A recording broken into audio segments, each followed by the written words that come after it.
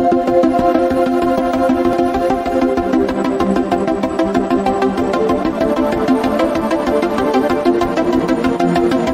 another video of some basic concepts of chemistry.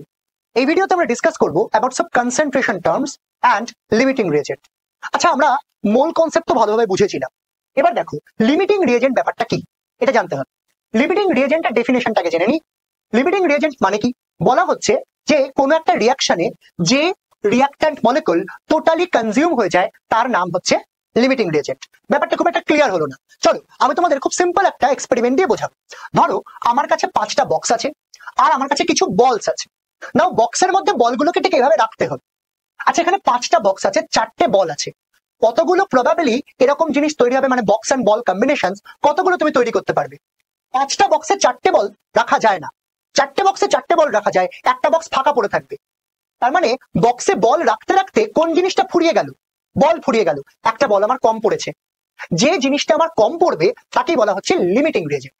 রিঅ্যাকশনের জন্য ব্যাপারটা কিন্তু সিমিলারলি অ্যাপ্লিকেবল। তাহলে কেসটা কিরকম? আমি যদি ডেফিনেশনটা আরেকবার বলি, বলা হচ্ছে রিঅ্যাক্ট্যান্ট যেটা কিনা লেসার অ্যামাউন্টে প্রেজেন্ট থাকে।